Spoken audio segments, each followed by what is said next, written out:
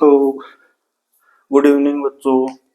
आज लेट हो गए क्लास पे। संडे था, क्लास लेने का छुट्टी है, लेकिन फिर भी कुछ छोटे भाई बहनों के कमेंट आए कि बोले सर क्लास कोर्स नहीं होगा। तो मैं तो 24 घंटे अवेलेबल हूँ, आप तैयार रहो, क्योंकि टारगेट आपको पता है, ये हमें अचीव करना है। और जो मैं मैटर लिख रहा हूं, शायद कोई इतना मैटर नहीं लिखवाता। मैं पूरा वही मैटर निकाल रहा हूं जो मेरे नोट्स हैं। इसलिए आप अच्छा लगे ज्यादा से ज्यादा सब्सक्राइब करना और मेरे व्हाट्सएप ग्रुप से जुड़ो, ताकि आपको नोट्स और मैं क्वेश्चन भी करवाऊंगा, एक भी क्वेश्चन गलत नहीं होगा अपना। तो हम पढ़ रहे थे भारत का राष्ट्रवाद। हमने कल पढ़ा था, यानी कि असहयोग आंदोलन की पृष्ठभूमि याद है आपको। मैंने आज चित्र समझाया था कैसी थी पृष्ठभूमि। फिर आगे आंदोलन का रूपरेखा बन गई थी, आंदोलन की कार्यक्रम बन गए थे, क्या क्या करना है, और अगर दमनात्मक रास्ता अपनाती है तो सविनय अवज्ञा अभियान चलाएंगे। तो ये सब हो गया था। अब हम ये देखेंगे कि आंदोलन की विभिन्न अलग अलग धाराएं। अब आप कहोगे गुरु जी धाराएं हिस्ट्री में कहां से आ गई? ये तो ज्योग्राफी का पोर्शन है। मैं भी अचंभित हूं कि इसमें धारा कहां से लगा दी। चलो इसका भी सॉल्यूशन करते हैं। अलग अलग धाराओं का मतलब ये हुआ यहाँ पे मेरे छोटे प्यारे भाई बहनों कि ग्रामीण में, शहरों में, आदिवासी क्षेत्रों में और जो बागानों में काम करने वाले थे, वहां पर कैसा रिएक्शन था, एक आंदोलन के दौरान कैसी घटनाएं घटित हुई। तो देखो, पहला है इंपॉर्टेंट ये क्वेश्चन। ध्यान रखना, मैं क्वेश्चन साथ के साथ बता रहा हूं, बाद में मैं आपको बोर्ड पे भी करवाऊंगा। खिलाफत और असहयोग आंदोलन की डेट याद रखना। कहीं पर अगस्त मिलता है, अगस्त 1920, लेकिन 1 जनवरी, इसको एक को भी हटा दो। अगर आ जाए तो 1 जनवरी करना है, नहीं जनवरी 1921 में। फिर देखते हैं कि इसमें सामाजिक समूह, अलग अलग सामाजिक समूह, समुदाय, कम्युनिटी ने भाग लिया। लेकिन जो मेन जो बात है, ये अपना एक भी क्वेश्चन गलत नहीं होना चाहिए और ये एक भी क्वेश्चन छूटना नहीं चाहिए। ये यानी कि इसलिए धारा, ये जो हम धाराएं पढ़ रहे हैं अलग अलग जगह की, जैसे ग्रामीण क्षेत्र में, शहरी क्षेत्रों में, बागानों में, तो किस कारण से पढ़ रहे हैं ये ध्यान है आपको। ये ही रीजन है जिसकी वजह से हमें ये धाराएं और इतना तामझाम पढ़ना पड़ रहा है असहयोग आंदोलन में। तो यानी कि इसमें क्या कह रहे हैं, लेकिन हर एक समूह है, ये जो सामाजिक समूह थे, इनकी अपनी अपनी आकांक्षाएं थी। मेन जो था वो था स्वराज्य।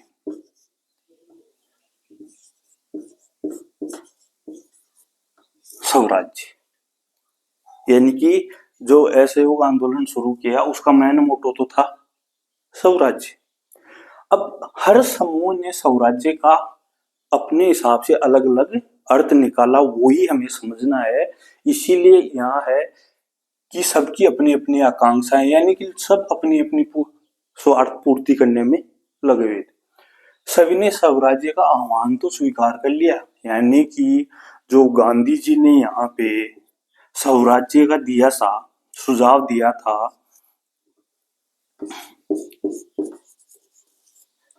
गांधी जी ने जो स्वराज्य का आह्वान किया, उस आह्वान को तो इन्होंने स्वीकार कर लिया। आह्वान को तो सभी ने स्वीकार कर लिया, यानी कि जो भी समूह थे, सामाजिक समूह, मान लो, या फिर आगे आगे हम जब पढ़ेंगे तो मैं उसको और क्लियर करूंगा। लेकिन ध्यान रखना, स्वराज्य के आह्वान को तो सभी ने स्वीकार कर लिया, सबसे इंपॉर्टेंट कि, लेकिन ये अर्थ उनका अलग अलग था। क्या था? स्वराज्य, सामाजिक समूह, उनकी आकांक्षाएं, पहली चीज तो ये सब की अलग अलग थी, प्लस स्वराज्य के आह्वान को स्वीकारा, लेकिन उस स्वराज्य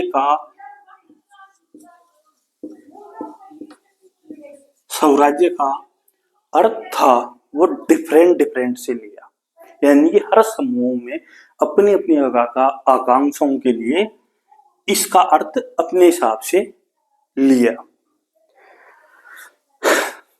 तो मैंने आपको बताया था इस चैप्टर से निबंधात्मक क्वेश्चन आएगा, बार बार कह रहा हूं। और मैं आपको पढ़ाने को तो मैं डायरेक्ट धाराएं पढ़ा सकता था, लेकिन मैं एक एक छोटी छोटी, क्योंकि हमें एक एक छोटी छोटी चीज को पकड़ना है, बड़ा क्वेश्चन अपने आप तैयार हो जाएगा। कल मैंने असहयोग आंदोलन की आपको पृष्ठभूमि बताई थी कि इस तरह से क्वेश्चन को स्टार्ट करना है और फिर क्या क्या चीज उसमें डालनी है, वो मैंने कल बता दी थी। कार्यक्रम बता दिए थे, पूछ सकते हैं वो। अब जैसे मान लो कि उसमें, जैसे मान लो पूरा असहयोग आंदोलन के बारे में क्वेश्चन आ जाए कि उस पर टिप्पणी लिखो, ऐसे हो, तो फिर ये धाराएं हैं ना अलग अलग, ये भी हमें दिखानी पड़ेगी, और उनमें फिर ये चीजें डालना बहुत जरूरी है। डायरेक्ट यहां से स्टार्ट नहीं करना, इस चीज पर ध्यान देना, क्योंकि इनका जो सार है ये ऊपर है, इनकी व्याख्या है नीचे। तो देखते हैं, पहला है शहरों में, यानी कि शहरों में आंदोलन कैसा था। तो यहां पर जो सबसे ज्यादा हिस्सेदारी थी शहरों में मध्यम वर्ग की, यानी कि सबसे ज्यादा हिस्सेदारी मध्यम वर्ग की थी। मध्यम वर्ग यानी कि मिडिल क्लास, ना ऊपर ना नीचे, बीच वाले, उनकी हिस्सेदारी थी, ये ध्यान रखना। दूसरा है, हेडमास्टरों ने और शिक्षकों ने इस्तीफे दे दिए, क्लियर, वकीलों ने मुकदमे लड़ना बंद कर दिए। ये चीजें, ये चीजें है ना, ये कॉमन मिलेगी सभी ने। विज्ञान आंदोलन में भी यही होगा। फिर यहाँ विदेशी वस्तुओं का बहिष्कार,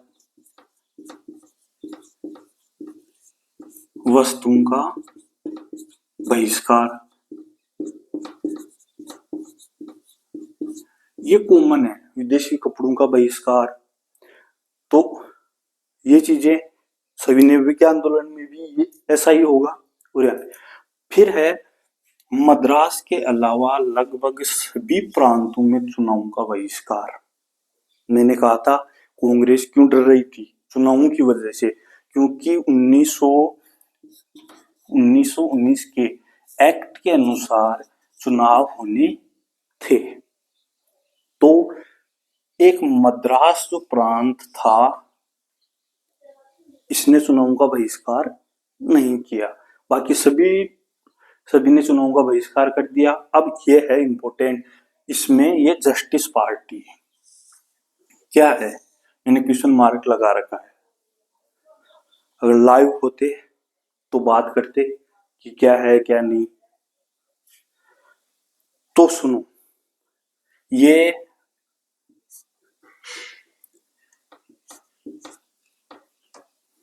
गैर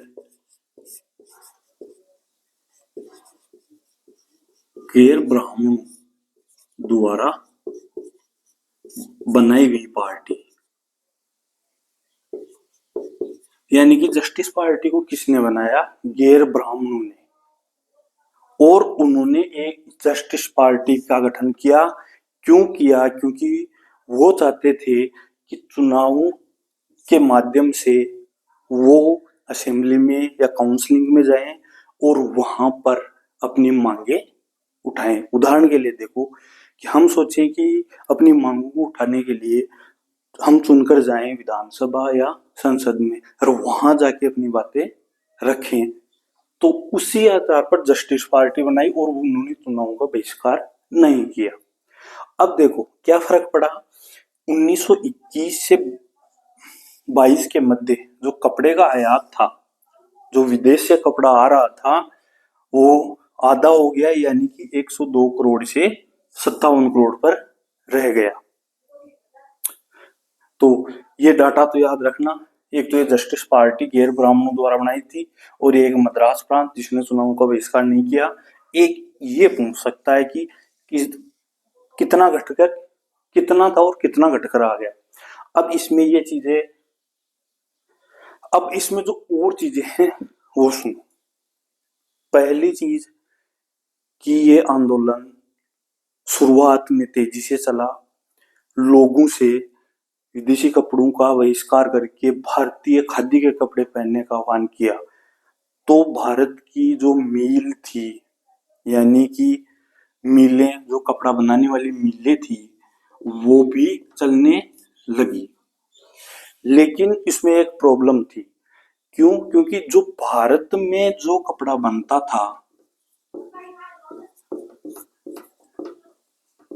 था वो महंगा था।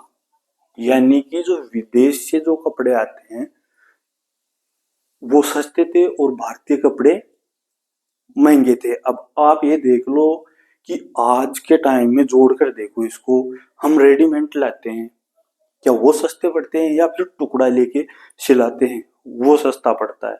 उसी से अंदाज लगा लो। तो मध्यम वर्ग था यहाँ, मध्यम वर्ग, तो मध्यम वर्ग इतना अफोर्ड ज्यादा दिन तक नहीं कर पाया, और धीरे धीरे धीरे धीरे आंदोलन की गति मंद होती गई। तो ये था शहरों में आंदोलन का प्रारूप।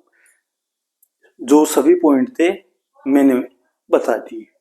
अब है ग्रामीण इलाकों में, यानी कि पहले शहरों में स्टार्ट हुआ, शहरों से बढ़कर धीरे धीरे गांवों की ओर या देहात।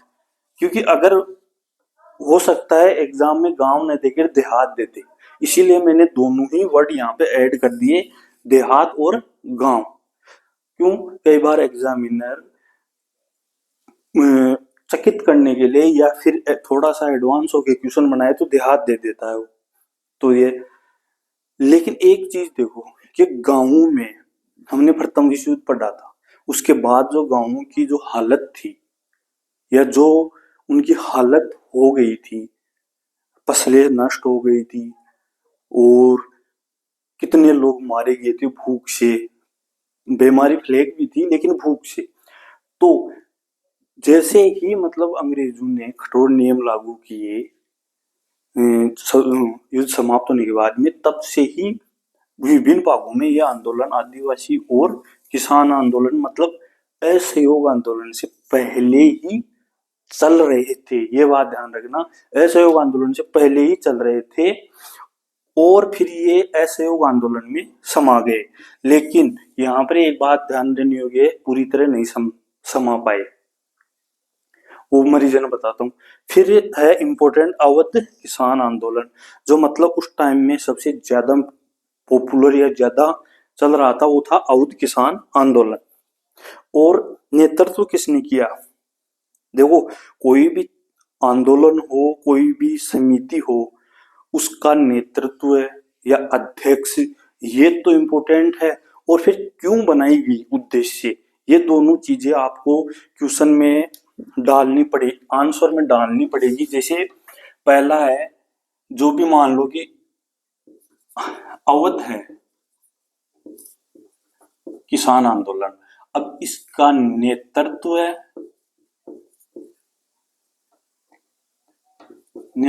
है और इसका उद्देश्य, ये चीजें हर आंदोलन हो या फिर समिति गठित हो, हमने कल हंटर समिति के बारे में, कमेटी के बारे में पढ़ा था, तो उसका भी अध्यक्ष था, उसका उद्देश्य। तो इसका नेतृत्व सन्यासी बाबा रामचंद्र ने किया था। पहला फैक्ट तो ये है। दूसरा, ये गिरमिटिया मजदूर थी। ये वेरी वेरी इंपॉर्टेंट है, क्योंकि इंडेक्स में दे रखा है, इसलिए इसको जितने स्टार देने चाहो आप उतना स्टार दे सकते हो। गिरमिटिया मजदूर। अब इसका अर्थ मैं आपको आंदोलन के उद्देश्य के बाद में समझाता हूँ गिरमिटिया क्या।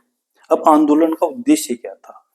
देखो, गांवों में जो आंदोलन थे वो लगभग लगभग किससे संबंधित थे?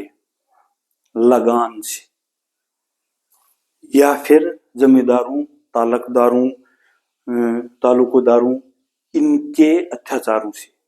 तो इसमें भी वही था कि तालुकदार, कहीं तालुकदार बोल देते हैं, कहीं जमींदार बोल देते हैं, किसानों से भारी कर और लगान वसूलते थे और किसानों को बेगार करनी पड़ती थी। अब दो वर्ड आ गए अपने पास, एक गिरमिटिया मजदूर और एक बेगार।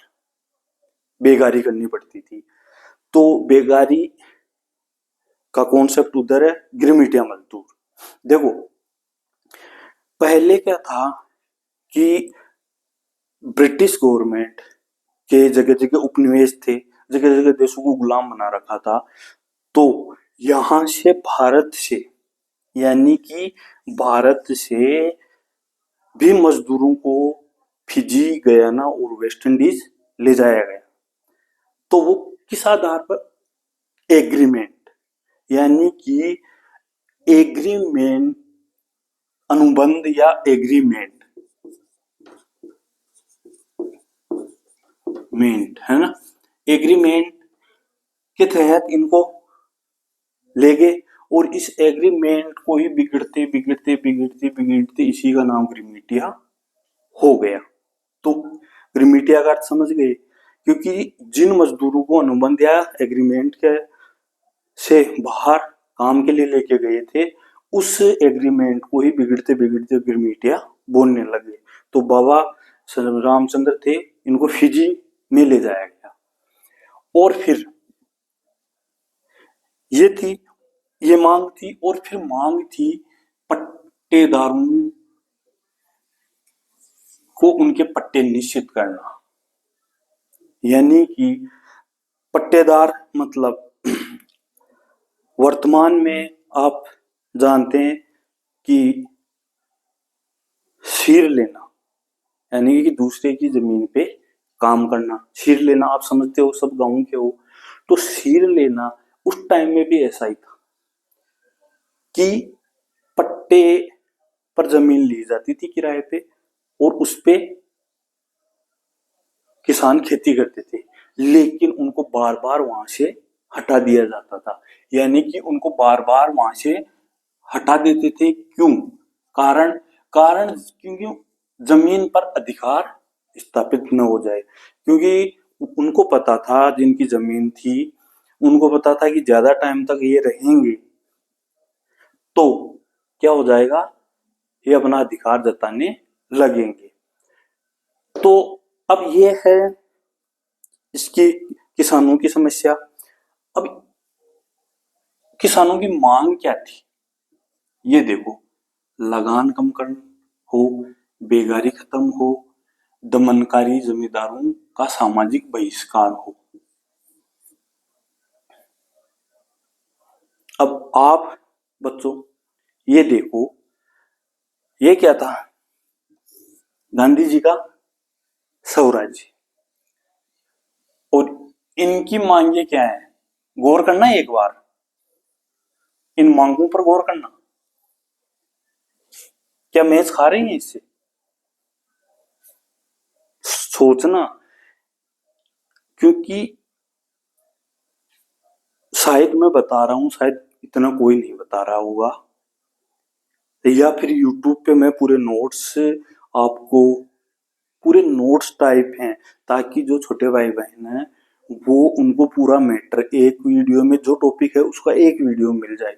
तो अब ये देखना है हमें कि गांधी जी का जो स्वराज्य था, क्या गांव में गांव वालों किसानों से मैच खा रहा है? नहीं। तो इस बार इसको देखो, हर एक समूह की अपनी अपनी आकांक्षाएं। मैंने इसलिए लिखा है, हो गया ना सिद्ध, हो गया कि ये क्या हुआ, इसीलिए मैंने ये पॉइंट लिखे हैं। सबकी अपनी अपनी आकांक्षाएं और ये किसानों की। तो क्या था, इनकी सीमित थी, इनकी लड़ाई सिर्फ जमींदारों तक ही सीमित थी। अब समझ में आया कि आकांक्षाएं अलग अलग थी, यानी कि इनका सामाजिक बहिष्कार किया जाए तो बहुत सी जगह नाई और धोबी की सुविधाओं से इनको वंचित रखा। कुछ जगहों पर नाई और धोबी ने इनको सुविधाएं नहीं दी। बस इतना सा हुआ, जबकि ये चाह रहे थे सामाजिक बहिष्कार यानी पूरे समाज से बहिष्कार, लेकिन नाई और कुछ जगह पर धोबियों ने अपनी हिम्मत दिखाई। फिर उसी समय जब अवध का आंदोलन चल रहा था तो 1920 यानी 1920 असहयोग आंदोलन कब से स्टार्ट होता है? जनवरी 1921, लेकिन ये आंदोलन पहले ही चल रहे हैं। 1920 में जवाहरलाल नेहरू ने अवध का दौरा किया, वहां के किसानों की स्थिति देखी और उनको समझा। फिर जवाहरलाल नेहरू और बाबा रामचंद्र वो गांव के अन्य लोगों ने किसका गठन किया? अवध किसान सभा का गठन किया। तो ये इंपॉर्टेंट इसलिए हो जाता है, ध्यान रखना मेरे प्यारे भाई बहनों, कि इसमें क्या है कि इसमें जवाहरलाल नेहरू जुड़ गए, तो ये महत्वपूर्ण हो जाता है क्योंकि इसमें बहुत बड़ा लीडर जुड़ रहा है इससे। और 1920 में दौरा किया और महीने भर में लगभग जो अवध किसान सभा थी उनकी 300 से अधिक शाखाएं खुल गई और आंदोलन चलता रहा। फिर जमींदारों व्यापारियों के घरों और दुकानों पर हमला, अनाज के गोदामों पर हमला कर कब्जा कर लिया। यानी कि गांधी जी का स्वराज्य था अहिंसात्मक तरीके से।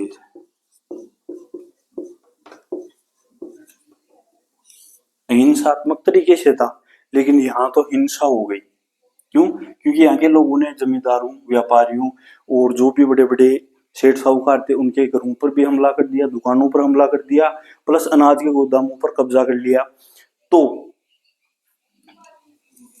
इस कारण से कांग्रेस ने इन आंदोलनों को असहयोग आंदोलन में सम्मिलित करने से हिचकिचा रही थी।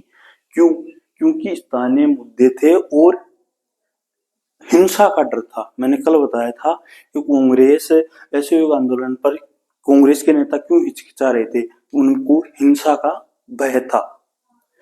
फिर देखते हैं आदि, इसलिए इसमें यह भी ध्यान रखना कि एक क्वेश्चन मान लो थोड़ा टिपिकल क्वेश्चन बन जाए तो ये पूछ ले कि कांग्रेस ने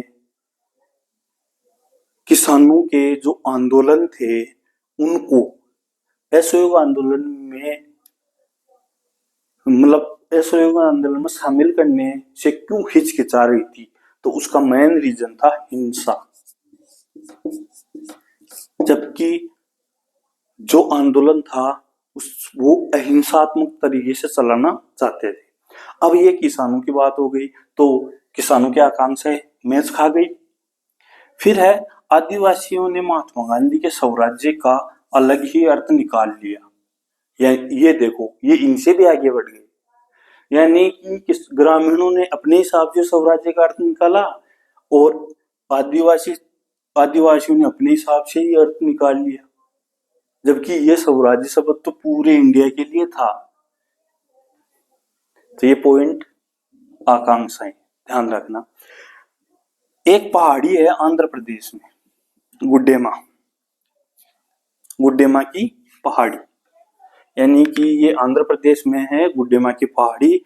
वहां पर आदिवासियों ने गुरेला आंदोलन चला रखा था और वो जैसे ही स्वराज्य असहयोग आंदोलन स्टार्ट हुआ, ये आंदोलन और भी उग्र हो गया। तो कांग्रेस इनको अपने असहयोग आंदोलन में शामिल नहीं करना चाहती थी।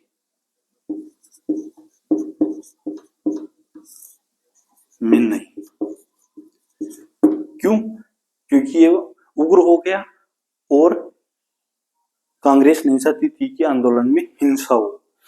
फिर क्या था, इन्होंने आदिवासियों ने किस लिए आंदोलन चला रखा था कि जो ब्रिटिश गवर्नमेंट थी उन्होंने वनों में प्रवेश वर्जित कर दिया था, यानी कि इनकी भी अपनी क्षेत्रीय आकांक्षाएं थी। क्यों? इनको इंडिया की स्वराज्य से मतलब नहीं, इनको क्या था कि गवर्नमेंट ने वनों में प्रवेश वर्जित कर दिया। क्यों भाई? ये लोग वनों से, आदिवासी समाज का वनों से बहुत ज्यादा नाता था, या समाज वहीं पे था, तो ना तो पशु चरा सकते थे, पशुओं को चराने पर पाबंदी, जलाने के लिए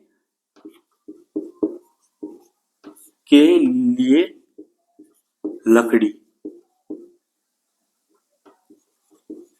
और फल ये सब प्रतिबंधित हो गए, क्योंकि उनको घुसना ही मना कर दिया। तो इस चीज में इन लोगों ने एक अलग अर्थ निकाला कि गवर्नमेंट हमारे जो परंपरागत या जो परंपराएं हैं, ये ध्यान रखना आदिवासी वालों में, कि गवर्नमेंट सरकार हमारी परंपराओं को नष्ट कर रही है ना। तो आदिवासियों ने इसका अर्थ ये निकाला कि गवर्नमेंट वनों में प्रवेश रोककर हमारी परंपराओं के साथ खिलवाड़ कर रही है या हमारी परंपराओं को नष्ट करने पर तुली हुई है। तो इनका, आदिवासियों का आंदोलन था ये, तो इनका अलग हो गया, इनका अलग था और इनका अलग था। फिर है, जब उस टाइम में सड़कों का निर्माण हो रहा था, यानी कि निर्माण चल रहा था, तो लोगों को बेगार करने के लिए मजबूर किया जा रहा था और लोगों ने बगावत कर दी। तो बेगार का मतलब है कि बिना वेतन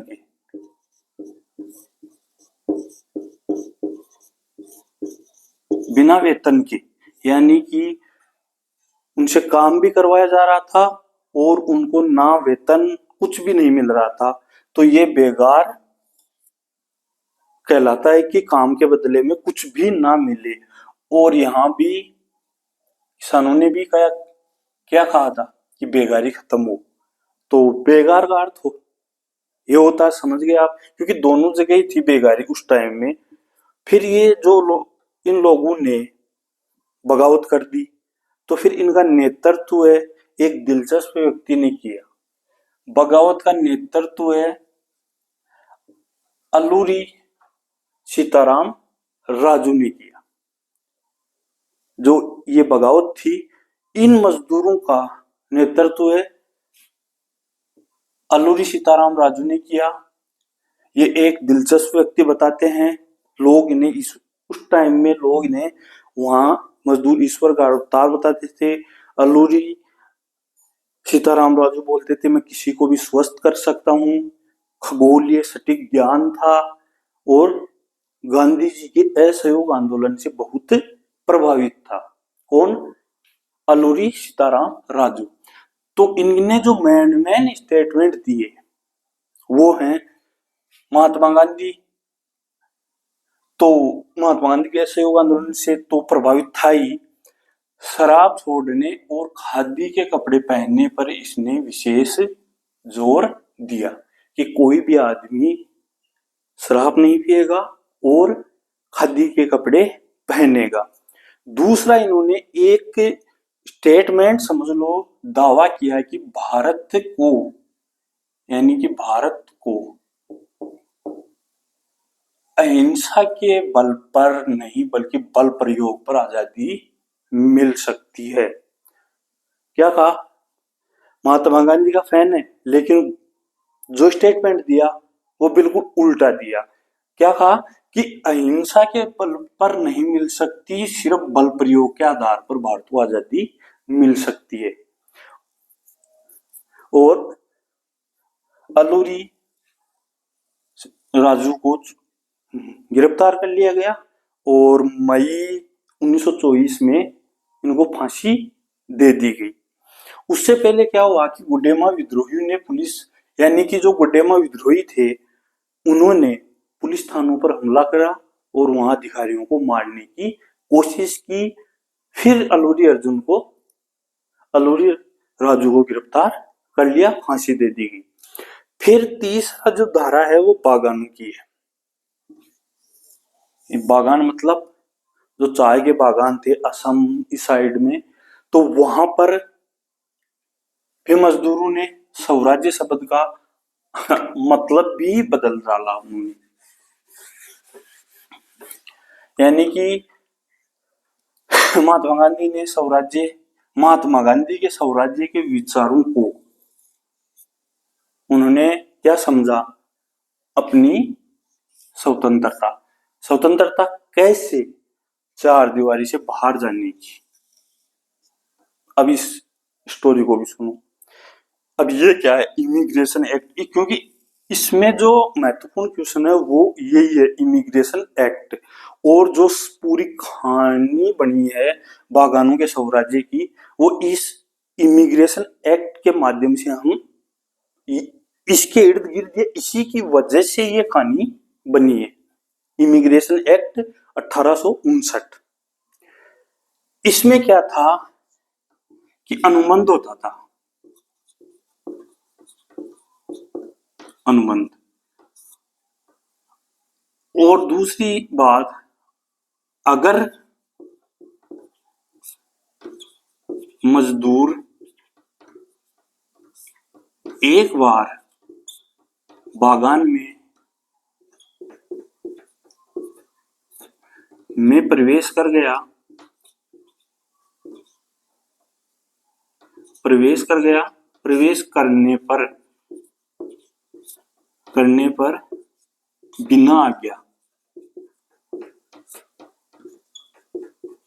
आज्ञा के बाहर नहीं आ सकता। तो इमिग्रेशन एक्ट क्या था? ये एक अनुबंध था, एग्रीमेंट था कि जो मजदूरों से करवाया जाता था कि अगर एक बार मजदूर बागान में प्रवेश कर गया, समझो, अगर एक बार प्रवेश कर गया तो वो बिना आज्ञा के बाहर नहीं आ सकता, यानी कि वो इस चार दीवारी में कैद हो गया। और हम सब जानते हैं अंग्रेज थे ऐसे कि वो बाहर नहीं आने दे रहे थे। तो जब गांधी जी के आंदोलन के बारे में इन्होंने सुना तो इन्होंने उसका अर्थ क्या निकाला कि अपनी स्वतंत्रता, यानी कि अपना स्वराज्य, अपनी स्वतंत्रता और इस चार दीवारी से बाहर निकलने का, यानी कि हम स्वतंत्र हैं, अब इस चार दीवारी में नहीं रहेंगे। तो ये आकांक्षा इनकी अलग थी। चार द्वार से बाहर इमिग्रेशन एक्ट के तहत, समझ गए, उन्हें लगता था कि अब गांधी राज आ गया है। तो अब थोड़ी स्टोरी सुन लो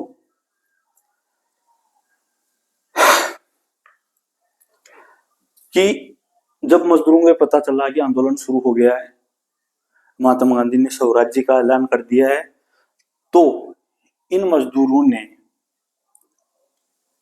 वहां के अधिकारियों या जो मालिक थे उनकी बात न मान के वहां से अपने घर के लिए निकल गए, क्योंकि इनको क्या पता था कि क्या होने वाला है। इन्होंने तो समझ लिया कि अब स्वतंत्र हो गए। सभी मजदूर वहां से निकलकर अपने घर के लिए रवाना हो गए। लेकिन उस टाइम में रेलवे, मतलब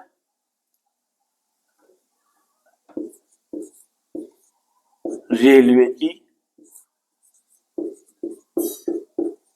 हड़ताल, स्टीमरों की हड़ताल,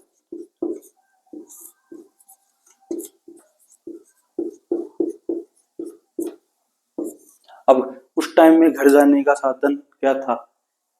यही था। ये भी हड़ताल थी, ट्रेनें बंद थी, स्टीमर जो पानी में चलते थे वो भी, उनकी भी हड़ताल थी। तो ये यहाँ से बागानों से तो निकल गई, लेकिन इनकी हड़ताल होने की वजह से बीच में ही अटक गए और वहीं पे पुलिस ने इनको गिरफ्तार करके, फिर आपको पता है, हम तो पढ़ रहे हैं 2-3 दिन से, फिर अंग्रेजों ने इनका क्या हाल किया या तो ये जानते हैं या फिर वो अंग्रेज जानते हैं। बुरी तरह दोहराया इनको, ये फंस गए।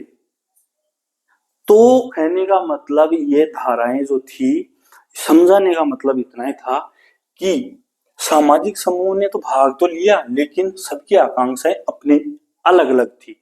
शहरों वाले अलग थे, बस शहरों वाले में इसको ध्यान रखना, मद्रास वाले को इम्पोर्टेंट इसलिए है कि गैर मुसलमानों ब्राह्मणों द्वारा बनाई गई पार्टी थी और इसने ही चुनावों का बहिष्कार मद्रास प्रांत ने नहीं किया और बाकी सब जगह हो गया।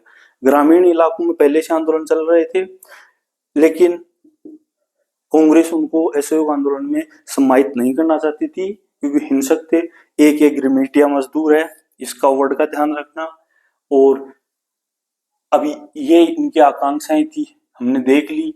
और एक है अवध किसान सभा का गठन 1920 में, ये ध्यान रखना क्योंकि इसमें जवाहरलाल नेहरू है और आदिवासियों ने अलग अर्थ निकाल लिया। तो इस पूरी कहानी का मतलब है कि जो स्वराज्य शब्द था गांधी जी का, स्वराज्य शब्द था, उसका अर्थ था मतलब शहरों में अलग, गांवों में अलग और आदिवासियों में अलग और बागानों में अलग। सबका अपना अपना स्वराज्य, अपने अपने हिसाब से स्वराज्य की परिभाषा इन्होंने डिसाइड की। तो बच्चों, आज की क्लास इतनी ही। कमी हो तो आप कमेंट करना। मेरी तरफ से मैंने बेस्ट से बेस्ट करने की कोशिश की है। अगर कुछ कमी है तो वो आप मुझे बताओ, मैं और उसको दूर करूंगा। और ये नोट्स ही हैं जो मैं नोट्स के लिए कह रहा हूँ, ये वही नोट्स हैं। और मैं बाकी आपको मैं क्वेश्चन भी हल करवाऊंगा हर चैप्टर के बोर्ड पे, इसलिए आप घबराए नहीं, सारे क्वेश्चन हल करवाऊंगा। और जहां क्वेश्चन आता है मैं आपको आगाह कर देता हूं कि ये क्वेश्चन है, ध्यान रखना। तो आज के लिए सिर्फ इतना ही। ये अपना असहयोग आंदोलन यहाँ पर खत्म हो जाता है। तो एक चीज और, थोड़ा सा टाइम लेंगे।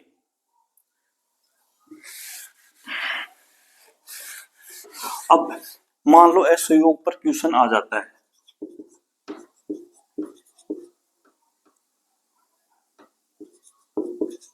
असहयोग आंदोलन, अगर इस पर क्वेश्चन आता है तो किस तरह करेंगे? पहले इसकी पृष्ठभूमि बनाएंगे जो मैंने कल बताई थी आपको। पहले पृष्ठभूमि या प्रस्तावना बनाएंगे, फिर उसके बाद में खिलाफत आंदोलन को, खिलाफत आंदोलन को इसके साथ जोड़ेंगे। फिर कांग्रेस का विशेष अधिवेशन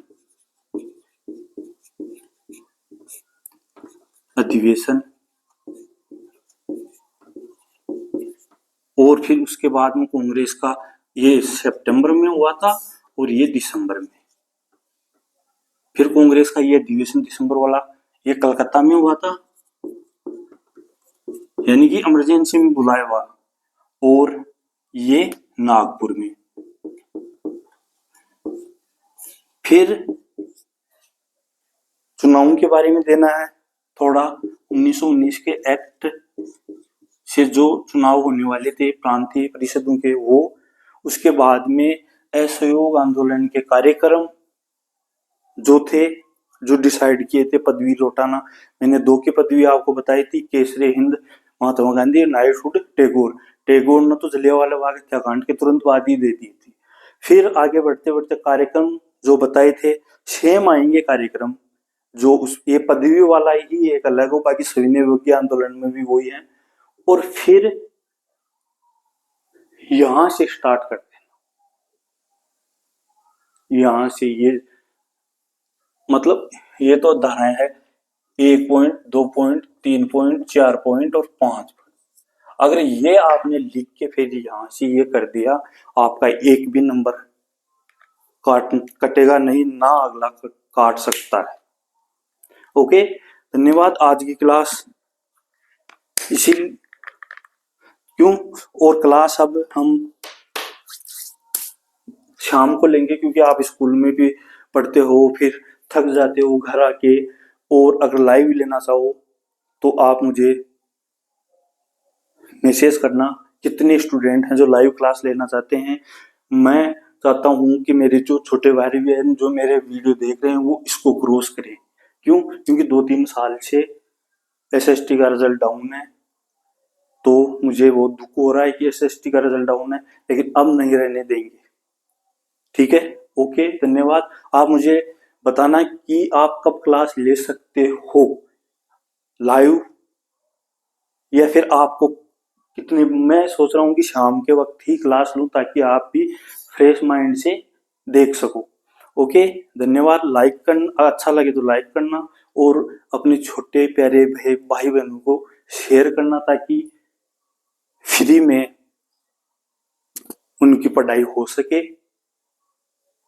और कल जो हम पढ़ेंगे, स्टार्ट करेंगे, वो भी अपने आप में एक निबंधात्मक क्वेश्चन, सिर्फ 2 ही निबंधात्मक क्वेश्चन है इसमें, असहयोग आंदोलन और एक कल स्टार्ट करेंगे वो, तो कल तक का वेट करो। ओके, धन्यवाद।